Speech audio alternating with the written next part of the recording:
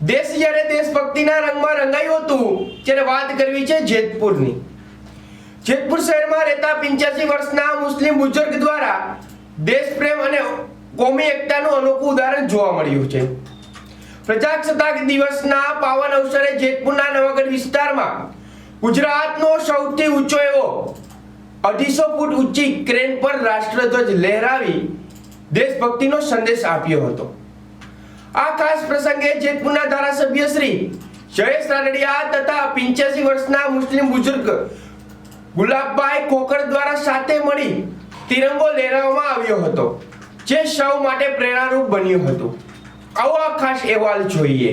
નાનપણથી આઝાદીની લડતને નજીકથી જોયેલા અને જેતપુર શહેરના નવાગઢ વિસ્તારમાં રહેતા ગુલાબભાઈ ખોખર તવક્કલ ક્રેન સર્વિસનો વ્યવસાય કરે છે। 26 જાન્યુઆરીના પ્રજાસત્તાક દિવસ નિમિત્તે તેમણે પોતાની દેશભક્તિની અનોખી મિસાલ રજૂ કરી હતી।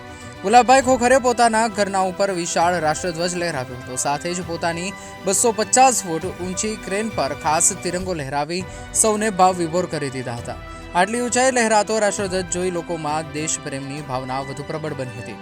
દર વર્ષે આ પરંપરા નિભાવતા ગુલાબભાઈ આ વર્ષે પણ પ્રજાસત્તાક પર્વને વિશેષ બનાવ્યું હતું। આ કાર્યક્રમ દરમિયાન શાળાના બાળકો, સામાજિક અને રાજકીય આગેવાનો તેમજ મોટી સંખ્યામાં નાગરિકો ઉપસ્થિત રહ્યા હતા। 250 ફૂટ ઊંચી ક્રેન પર રાષ્ટ્રધ્વજ લહેરાવી રાષ્ટ્રગાન ગવાયું હતું। લોકોએ આટલી ઊંચાઈએ લહેરાતા તિરંગાને જોઈ 85 વર્ષના બુઝુર્ગને સલામ કરી હતી। છેલ્લા ઘણા વર્ષોથી ગુલાબભાઈ ખોખર આ પરંપરા અવિરત રીતે નિભાવી રહ્યા છે। આ પ્રસંગે ખોખર પરિવાર દ્વારા જેતપુરના ધારાસભ્ય જયેશ રાદડિયાનું વિશેષ સન્માન કરવામાં આવ્યું હતું। 77મા પ્રજાસત્તાક પર્વ નિમિત્તે ધારાસભ્ય જયેશ રાદડિયા અને મુસ્લિમ બુઝુર્ગ ગુલાબભાઈ ખોખર દ્વારા 250 ફૂટ ઊંચી ક્રેન પર રાષ્ટ્રધ્વજ લહેરાવવામાં આવ્યો હતો।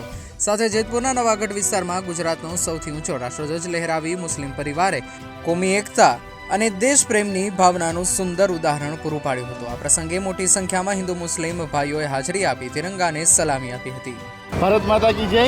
આજે અમે 26મી જાન્યુઆરીએ અમારી ક્રેન ઉપર અમે 250 ફૂટનો ધ્વજવંદન જયેશભાઈ રાદડિયા હસ્તે કરાવેલો છે। એ બદલ અમને ખૂબ અભિનંદન છે ને અમને ખૂબ ખૂબ આભાર પણ છે અમે જયેશભાઈનો અમને ને આ પ્રોગ્રામ અમે અવારનવાર દિવસોમાં કરતા રહીશું। આની પહેલાં અમારે 4 થી 5 અમે પ્રોગ્રામ કરેલા છે, જે 150 ફૂટ, 200 ફૂટ, 250 ફૂટમાં આજ વખતેનો જે પ્રોગ્રામ છે, દર વર્ષે અમે કંઈક કંઈક સારામાં સારું ગોતતા જઈએ છીએ ને સારામાં સારું અમે પબ્લિકને ગમે એવું અમે પણ કરતા જઈએ છીએ। ને અમારા માટે બધા વડીલોનો ને અમારું હિન્દુ મુસ્લિમ એકતાનો અત્યારે સમાજના હિસાબે અમે આ પ્રસંગ અમે કરી રહ્યા છીએ। આજે 77મો પ્રજાસત્તાક પર્વ સમગ્ર ગુજરાતવાસીઓને પ્રજાસત્તાક પર્વની હૃદયપૂર્વકની શુભેચ્છાઓ આપું છું।